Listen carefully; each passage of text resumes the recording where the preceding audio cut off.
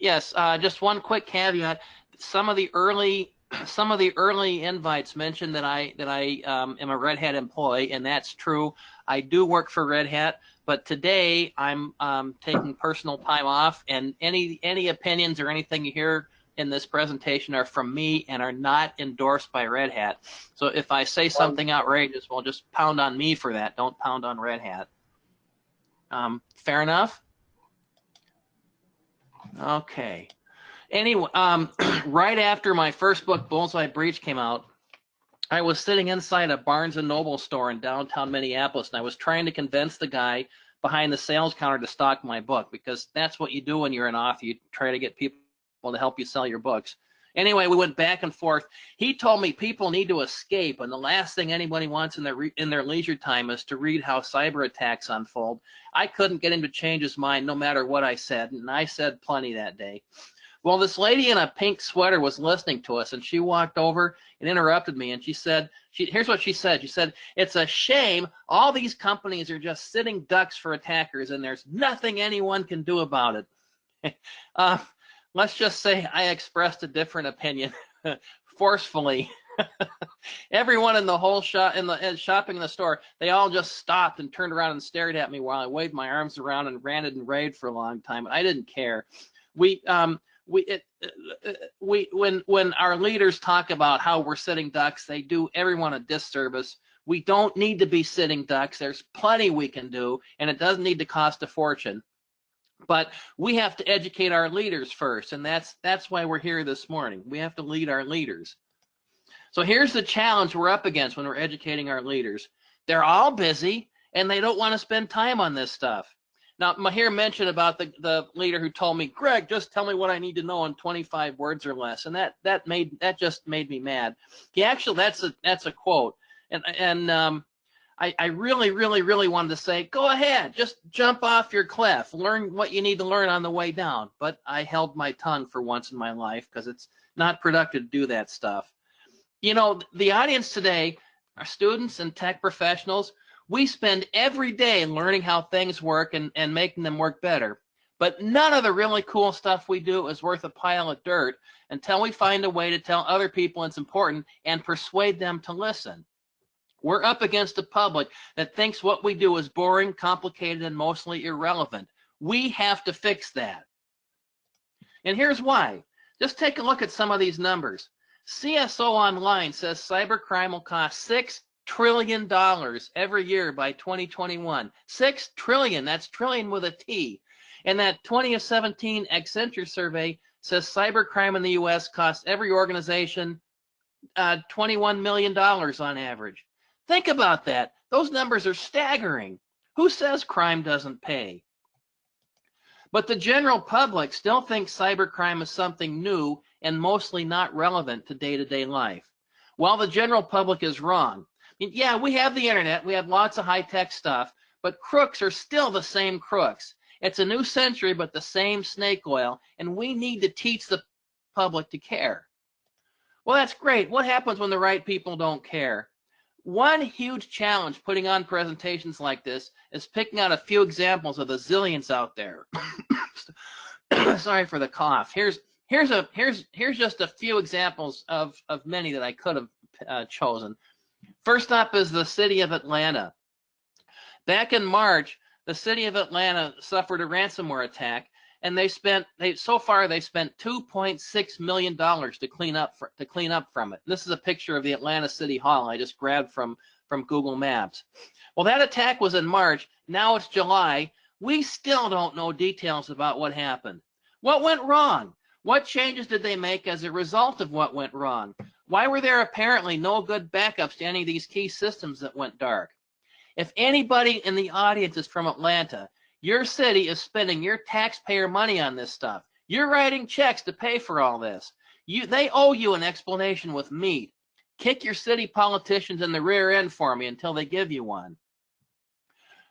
We could be here all day long talking about what went wrong at Equifax. Did anyone watch Richard Smith's testimony in front of the U.S. Congress?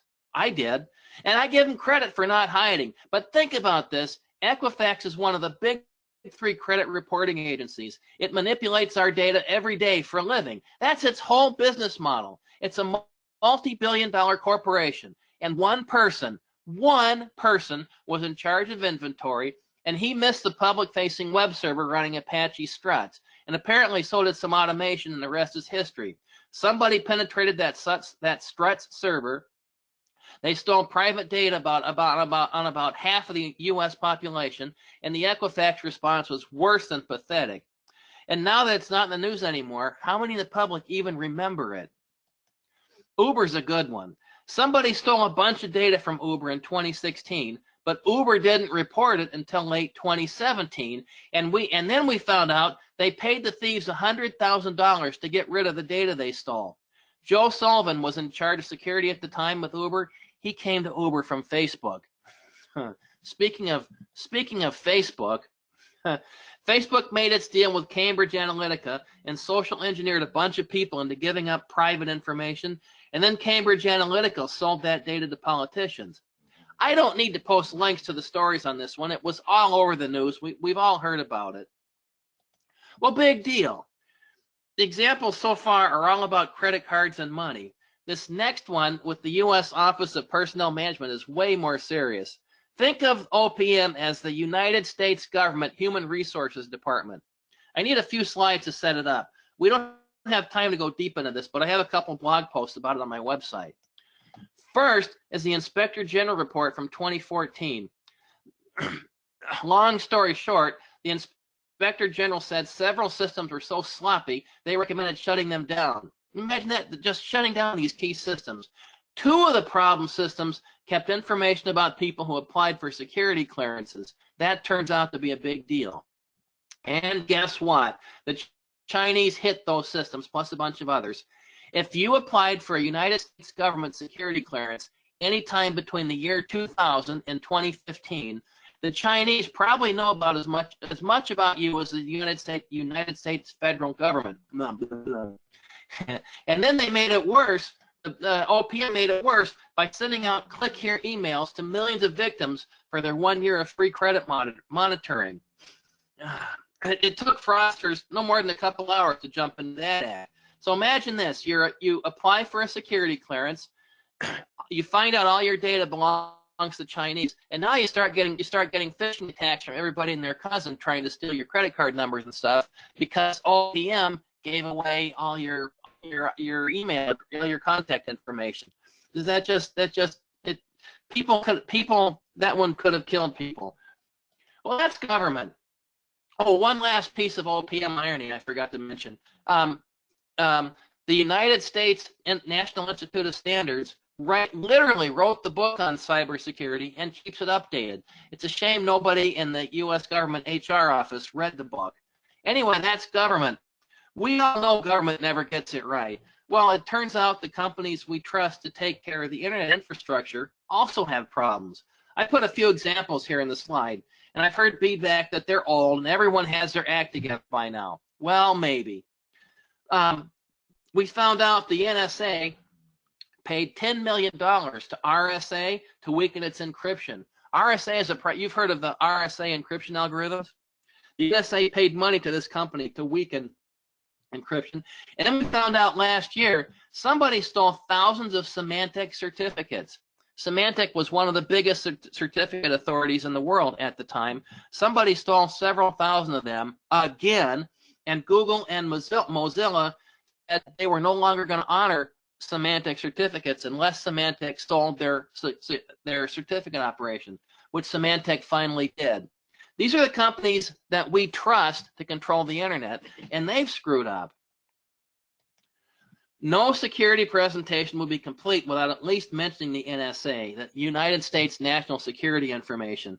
I already talked about how they paid RSA $10 million to weaken the encryption. But let's see, what data has the NSA lost? We've got Bradley Manning, who's Chelsea Manning now. We've got Edward Snowden. We've got Reality Winner. We have a whole slew of secrets now inside WikiLeaks. The NSA has every bit as many problems as every other organization. But maybe that's all old news. Maybe we fixed all those problems, and now we have our Cybersecurity Act together. I decided I'd test that theory, and I did a search to see if anyone tracked major data breaches for June of 2018. This is July 5th, so we're talking about a month ago, last month. Well, I found one, and I put a link on the slide. Here's some attacks from just last month. Don't panic. We don't have time to comment on all these, except for one.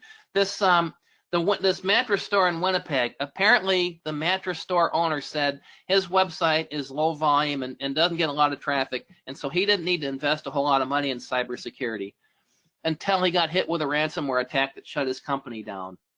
So, how many cyber attacks are there? Well, here's some. And here's some more. And here's some more. See how the font gets teenier, teenier, teenier, tinier, tinier, tinier. And here's some more. And here's some more. And some more. How many attacks were there? Did anybody count? My number says a lot. Whenever anybody says we have our Cybersecurity Act together, just go and look at the last week or the last month, and you can prove them wrong. This took me about 5 minutes to find. It took longer to paste it into the slides than it did to find it. Here's where it gets personal. I'm a cyber attack victim myself. Back in 2011, somebody tried to steal more than $14,000 from one of my business credit cards. Fortunately for me, U.S. Bank either denied or reversed all the charges, so I didn't have to deal with it. Kim from the fraud department and I spent more than an hour tracking down every transaction detail. We even talked to the store clerk who handled one of the transactions. So I packaged this all up and I sent it to the FBI, and nothing happened. It's 2018 now. It's 7 years later. I'm still waiting. I had my own run-in with WikiLeaks back in early 2009 when former U.S. Senator Norm Coleman, right here in Minnesota, he left his whole donor database wide open. He didn't steal my nobody stole my credit card number because I didn't donate to his campaign, but a lot of people got my contact information. And then there was that time in 2000 when somebody attacked my homebrewed DNS server and against the government of Brazil, and I had to explain to the FBI what the internet was. I conclude that law enforcement isn't going to be much help with cyber attacks. So there we go. How does this stuff work? How do bad guys keep doing this? And why do our leaders keep hiding behind weenie excuses? Well, this is a biggie. Bad guys collaborate. This is their #1 most powerful weapon. They collaborate. They spend all day long attacking us and all night long talking to each other and coming up with better ways to attack us the next day.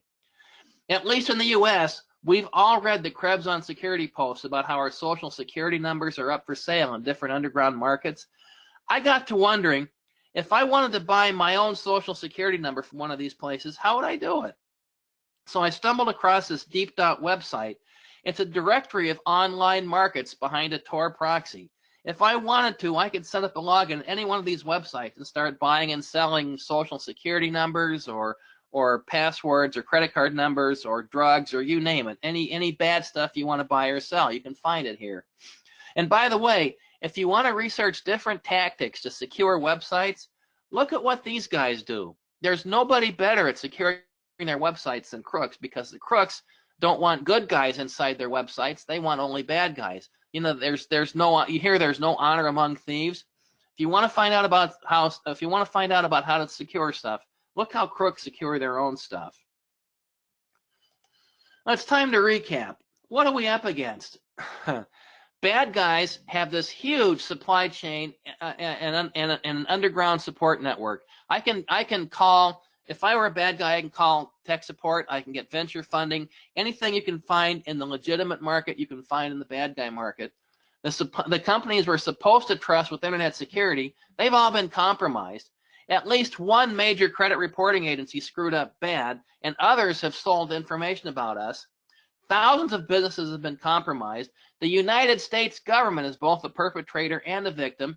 And if your identity is stolen, law enforcement is unwilling or maybe unable to help. I haven't decided which yet. What do we do about it? We have this international audience today, and so I had to look up the most remote place on the planet. Tristan da Cunha is an Cunha is an island in the South Atlantic, about halfway between the southern tip of South Africa and South America. Anyway, one possibility to avoid all these cyber attacks: buy a cave in Tristan da Cunha and pay with cash, because bad guys have unlimited time and creativity and you don't. So let's just roll over and give up. Does anybody want to do that? I hope not. That was tongue in cheek. Since hiding in a cave isn't an option, what do? What else can we do? Well, care. That's the #1 biggie. Nothing else matters unless we care. And we have to teach our CEOs and CIOs to listen to our warnings and care about this stuff, care enough to invest and make the right investment. The other thing we do is sharing. Now, this is a quote from Alfred Charles Hobbes, and he said this in 1853. That's not a typo. 1853, a little more than 160 years ago. In today's language, what Hobbes wrote a book called On the Construction of Locks, and he's the first one to publicize how mechanical locks work. And on page 2 of his books, he defended why he did it. People were pounding on him because he was giving information to the public that the public didn't already have, and people pounded on him because they said he was giving away these valuable secrets to crooks. Hobbes pointed out that crooks already know this stuff. They already know how locks work. By writing this book and telling the public, I'm leveling the playing field. He said it in 1853 language, but that's what he said. If Hobbes were alive today, he'd be an internet security researcher. So this argument about whether to keep everything private or whether to tell the public, this has been going on since before the internet was a gleam in anybody's eye. And back to the city of Atlanta, Atlanta is erring on the side of holding it too close to the vest. Atlanta needs to clean with what happened, and so does everybody else, so we can all learn from it and get better. They don't complain, we don't learn, and that's how we get in trouble. Which do you prefer? If you're a CEO, which do you prefer? Would you rather be embarrassed in front of your peers when you're talking about security when somebody finds a gaping hole, or would you rather be embarrassed or a whole lot poorer in front of the whole world after 2-bit crooks plunder you?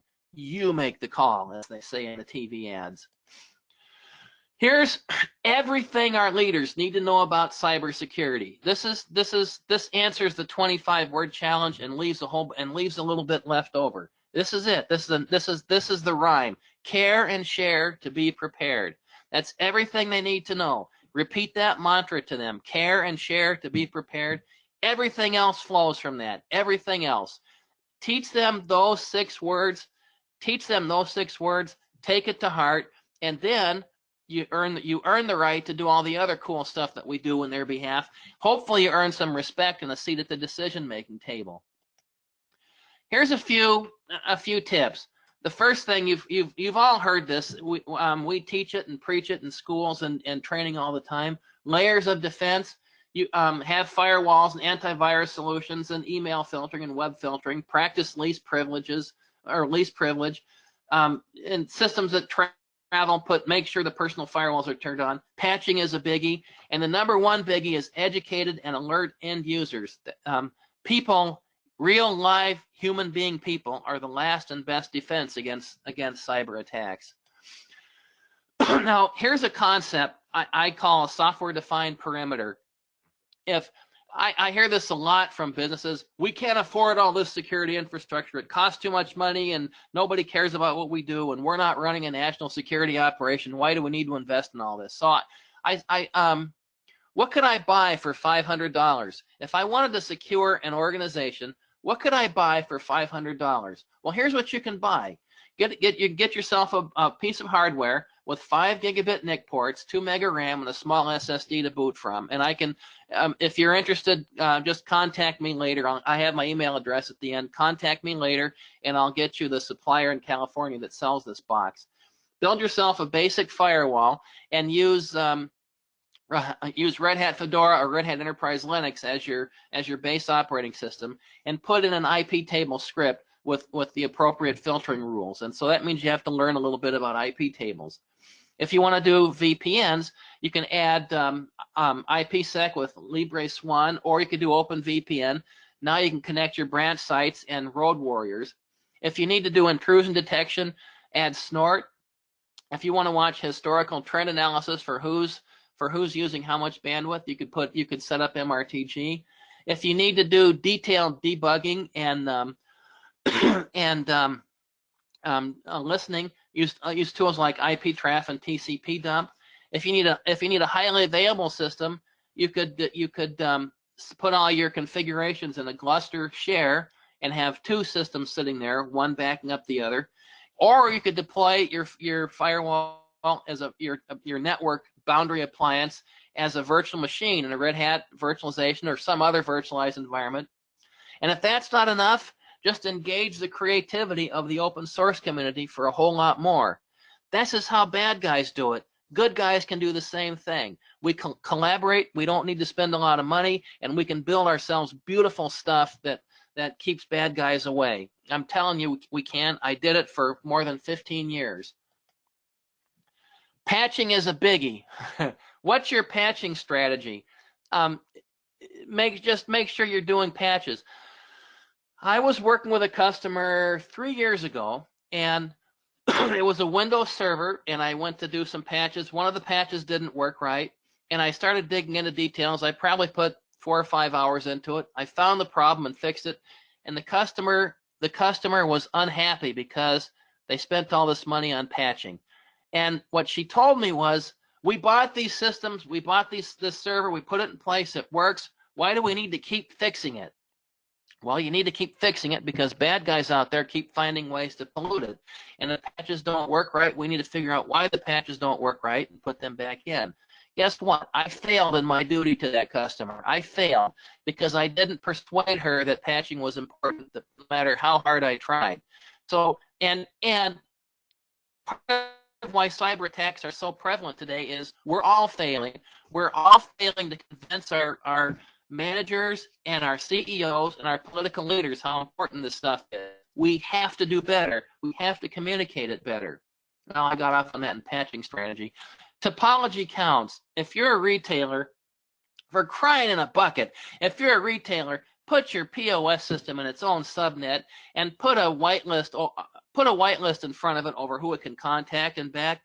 That little precaution alone would save millions and millions and millions of credit card theft. So you have maybe a DMZ subnet with your public-facing stuff, an internal network with your people stuff, your employee stuff, and then a really heavily guarded subnet with your point-of-sale systems. Or if you're anybody that's got private information, put it someplace private. How hard can that be? Vigilance counts. This is a big deal, especially with people. Educate yourself and your employees and learn how bad guys think. Do an exercise like I did where you poke around and try to find how you would steal your own credit card number. It's amazing what you'll turn up with a few minutes of searching. I had a good friend of mine who said, just because you're paranoid doesn't mean they're not out to get you. And be smart. If somebody calls from the other side of the planet and wants to do tech support on your computer, what do you say? And if you see an email claiming to come from your boss with instructions to wire transfer $1 million to Singapore, probably ought to verify that it really came from your boss. By the way, these are all real examples. This stuff really happened. If you see a solicitation for free, pick whatever it is, what do? You make the call. The right call is just say no, or better yet, just ignore it. This is a big deal. Security is a process, not an event. And we have to convince our leaders of that. You don't just go down to the store and buy yourself a bunch of security and put it in and forget about it. You have to monitor it. You have to keep on top of it all the time. Share what you learn with care enough about it to invest. Share what you learn with other good guys. Demand everyone else shares what they learn with you. Apply what you learn. Rinse and repeat continuously. That's how we get better. That's how we're going to beat cyber attacks. That's how we're going to do it. If any Star Trek fans in the audience, resistance is not futile. We can win against these guys. We can. if we decide we want to bad enough. I had one. In one version of this presentation, I had a slide, and I'll just describe it. If your CEO and CIOs are looking for the one tool, just give me the one tool that can keep out all the cyber attackers. Give them a mirror. Give them a mirror. Tell them to look inside the mirror. That's the tool they can use. If they look at that mirror, that's the tool they can use to keep away cyber attackers. They have to train it. That's the idea. Here's a few references. Pretty much any article from KrebsOnSecurity.com. Just subscribe to his blog and read everything he has to say. Brian Krebs was a reporter for the Washington Post, and he left in 2009 to start his own blog. And he's got a huge following, and he comes up with some great stories. When you see credit card breach and data breach stories, Krebs is usually the one that broke it. And you'll see in the popular press, an internet blogger found this out. Well, that was usually Brian Krebs. Bloomberg wrote an article in 2014 with details about the Target breach and how Target missed the boat and what they did wrong. Bloomberg tends to come out with some pretty good stuff about lots of data breaches.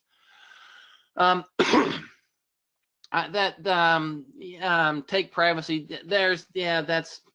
There's a book called Network Security by Charlie Kaufman, Radia Perlman, and Mike Spessner. It's dated by now, but it's got the basics about how cryptography works. Every security professional should get a copy of that book and read it cover to cover. And then this is another old one, Building Internet Firewalls. Here's how everything you need to know about IP table scripts. That book is 18 years old now, and it's still relevant. Teach yourself how to do this stuff, and you can help your organization without spending a whole lot of money, and you can make yourself a whole lot more valuable in your career too. And then Ziegler had another book about building firewalls and how to model TCP/IP conversations. Really cool stuff. Here's some really good reading. I can't say enough good about Kim Zetter and Countdown to Zero Day. That's a book about how Stuxnet, how the NSA and the Israelis collaborated and put together Stuxnet and attacked the Iranians in their nuclear centrifuges. It's a great story about some innovation and about what went wrong. We shouldn't know about Stuxnet. We should have never found out about it. But when we did find out about it, that changed the world, and it changed the world in a whole lot of ways we're still trying to figure out. Spam Nation by Brian Krebs is a story about Russian mobsters and how they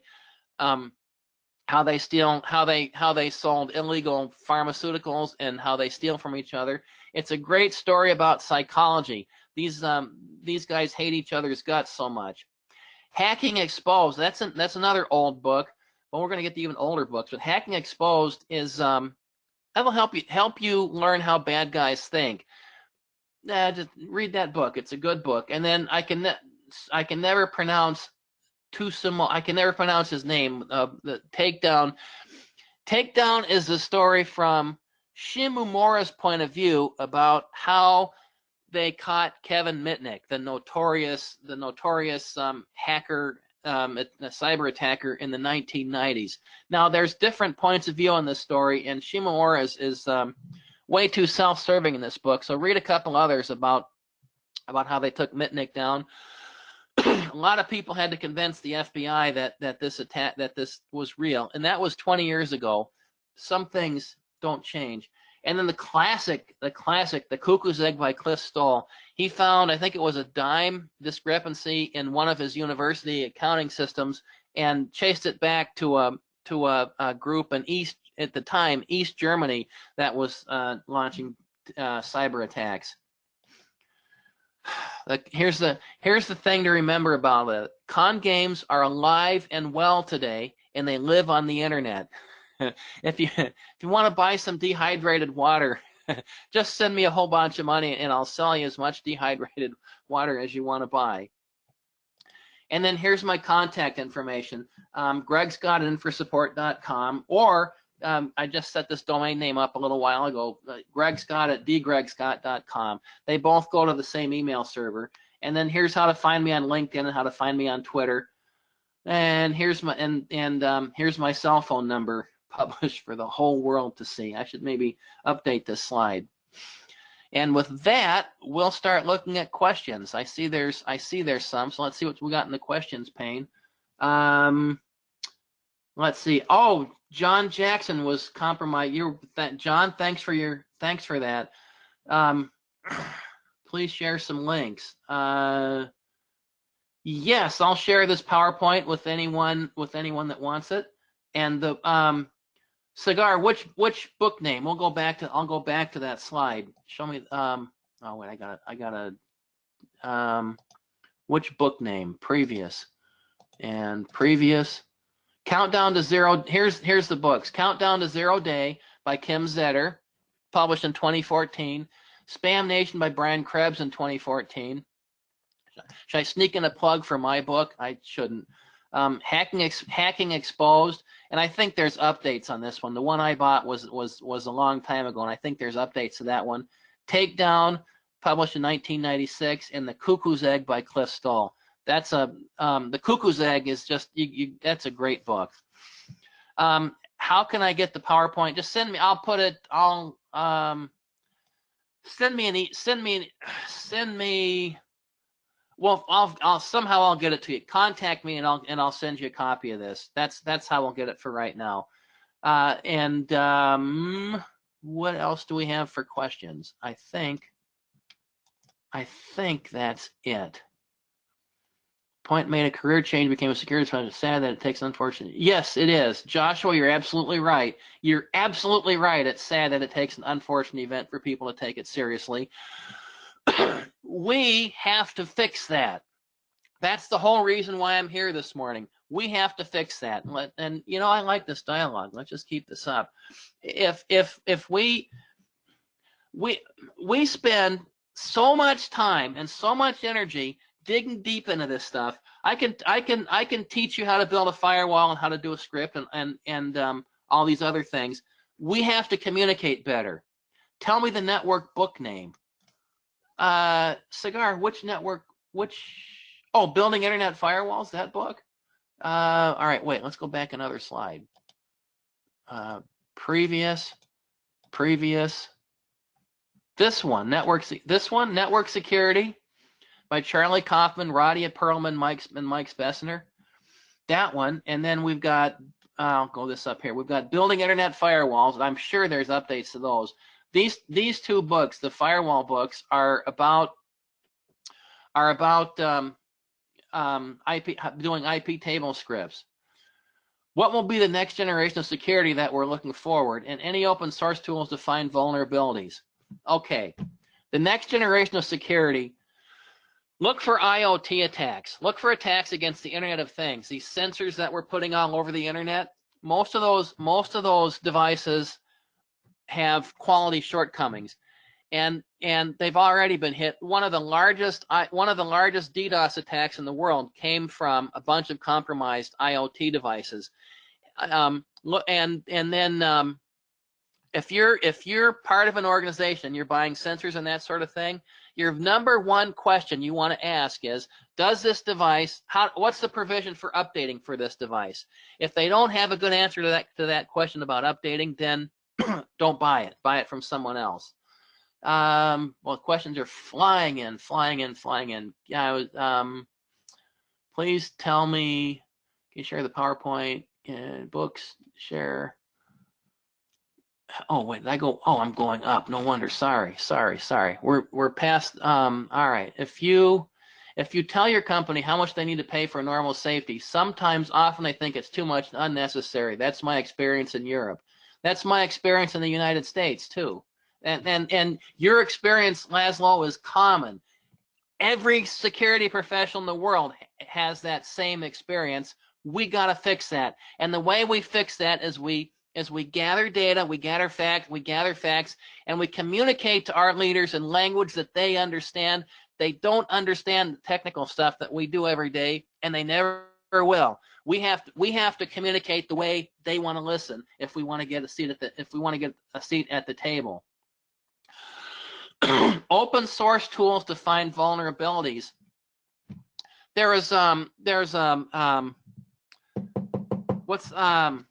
The the one that looks at your system and then compares it later. Tripwire. Tripwire has possibilities. The problem with looking for vulnerabilities is sometimes you don't know about vulnerabilities. You know, we've had systems that have been in place for forever. Look at and no open source tool is going to find it. Look at Spectre Meltdown. I've got a whole talk about Spectre Meltdown. The hardware is broken with Spectre Meltdown, and we didn't find out about it until a year or so ago. No tool in the world is going to find that. Good hardcore research and tinkering and puttering by people in labs are going to find that. And Spectre Meltdown is a story about cooperation, because the academic side of the world and the business side of the world cooperated closely to mitigate that attack. And it's a nasty one. Don't get me started. What do you think about? Oh, wait, I scroll back up a second. There was a AI. I think was the question. If you tell your company, I think the question was about artificial intelligence. Yeah, here it is. I'll find it. What do you think? Oh, what do you think regarding AI and future cyber attacks? There's Jesus. There's speculation that bad guys are going to use artificial intelligence techniques against us, but then we should learn how to use artificial intelligence techniques against them. You know, one side ratchets up the attack, the other side ratchets up the defenses. If you, let's say I'm running a website and somebody wants to penetrate my website, what they'll do is set up some automation that makes it look like they're an end user accessing my website, but really they're probing. And then when they find a vulnerability, well, then they nail it. I had a friend of mine who actually did that. It wasn't artificial intelligence; it was real intelligence. It was real human intelligence. So I keep my dgregscott.com website, and I got to talk to my buddy. He's from Ukraine. He's from Uzhhorod, Ukraine, and Igor said, "Greg, can I hack it?" And I said, "Yeah, go ahead. See what you can come up with." I was all confident and cocky and everything. I was the guy. I was the CEO. I was the business leader, and Igor was the technology department. So Igor went off, and a couple hours later, he sent me a bunch of emails. It was screenshots of what he'd found, and I have a blog post about it on my website. And he gave me a lecture. Greg, this is terrible. This is a shame. It turned out that I'd forgotten. He was able to get directory listings of the files in different directories on my website, because I'd forgotten to go into my Apache configuration and lock down those directories. And so he nailed me good. And I went through all the emotions that everybody else goes through when they get penetrated. I went through shock and denial and how can this be? And maybe nobody will find out. Maybe I'll just leave it. And I was mad at Igor for a few minutes. And then I got over it, and I said, you know what? I got to fix this. If I'm going to tell everybody else they have to address these problems, I have to address it myself. So I went into my httpd.conf, and I found out where it was, and I set up the file, the access list, so that no one could list out the directory, and then care and share to be prepared. Right? That's what I'm telling everybody they should do. So I cared enough about it to invest the time to fix it. And then I wrote a blog post about what Igor told me in detail. You can find it on my website on dgregscott.com. Just search for Igor, IHOR. And that's how they spell in Ukrainian. Anyway, that was the question stemmed from artificial intelligence. I'm sure by now bad guys have automation that does all kinds of probes. In fact, when I was building firewalls as a contractor, every time I'd plug one of these devices direct into the internet, it would only take a few seconds for probes to start coming back, and I'd see it in my log. So yeah, there's all kinds of sophisticated attacks out there. If the U.S. government has the NSA, and that's the vanguard of cybersecurity, how is it possible for government systems to be compromised by the Chinese? I would assume that there are cybersecurity safeguards. I would assume there are cybersecurity experts throughout the various government agencies. Individuals how are trained in CEH and CISSP. Yeah, okay. All right, let's talk about that. First of all, the NSA is not the vanguard of cybersecurity. I know they say they are. I know everybody thinks they are, but I'm here to tell you they're not. If you want to look at the vanguard of cybersecurity, grab that mirror and hold it up again. We're the vanguards of cybersecurity. Us, you and me and all of us listening. Professionals in the field that do this stuff for a living every day, it's up to us. It's not up to the government. It's not up to the NSA. The NSA has a whole lot of smart people who work for it. No question about that. But as an institution, as an organization, the NSA has been penetrated every bit as much as every other organization in the world. They're not the vanguards of cybersecurity. They're one of many trying to get it right. And they don't have it any more right than any of the rest of us. You would assume there's experts all over the government, and the experts can make it better. Well, in order for the experts to make it better, the bosses of the experts have to listen to the experts first. That's what I'm pounding home here. We have to communicate it better. If our leaders would only listen, if our leaders would listen to us, then we could make some good things happen. Hey, Kino, thanks for that question. You got me going, and that's a good thing. Thanks, Greg. Thanks, Prasad, for saying thanks. Do you have any other presentations or reference links to read? Oh, Pritama, yes, I do. Thanks for asking. I have a bunch of them. Go to my website. Go to dgregscott.com and go to resources, and you'll see a bunch of mini seminars there, and just listen to them as you see fit. And then go to Greg's blog. I have all kinds of blog posts about stuff too. John's Tripwire isn't free though, right? I fuzzy on the history that Tripwire used to be community supported and open source. I thought there was still a free version, but we're in the questions and I'm doing this pretty much off the cuff. So you may have called me on that. We'll have to do our homework and find out. What is I gotta scroll down here. What is your website name? D as in Daniel, dgregscott.com. We'll go here. This is what we'll do. We'll go click, click, click, right here. Let's go back to the previous. Right there. That's my website. www.dgregscott.com. D as in Daniel. There's an artist named Gregory J. Scott, and he sells paintings on his website. He has every much right to that name as I do, so I took dgregscott.com. And oh, thank you for the thank yous. How did I get started in this field? We have a couple minutes. I'll give you the, I mentioned in one of the slides my experience with the FBI back in 2000. So this was it was in November of 2000. It was almost 18 years ago. And I'm a gravel in the belly do-it-yourselfer for all kinds of stuff. When I was a teenager, I decided I wanted to change my own oil in my car, and I drained the oil. I didn't know what I was doing. I got oil all over everything, all over me. I would just oil from top to bottom. Now I can change oil in a few minutes, but that's how you teach yourself. You know, you're really, really bad at it at first, then you get better and better and better over time. That's a life lesson. So I'm a do-it-yourselfer for a lot of stuff, and one of them was running a DNS server. So I set up this DNS server not knowing what I was doing to teach myself. And my wife came up one day and said, Greg, why is the internet so slow? I didn't know. I went and checked, and someone was just pounding away on this on our connection. I was sending 65,000 byte ping packets to somewhere in Brazil. Except at the time I didn't know it was Brazil. It was just going out somewhere. I traced it back to my DNS server, shut it down. A few hours later, it was started back up again. So someone had compromised my DNS server. And so I got to looking, and I called some of my friends at a company called Mission Critical Linux. These guys said, Greg, this is the government of Brazil. You have to call the FBI, because if they find out you're doing this and you don't tell them, they could send you to jail.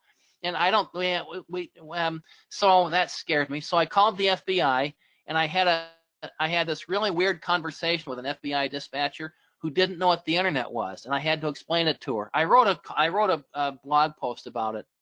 That just made me mad.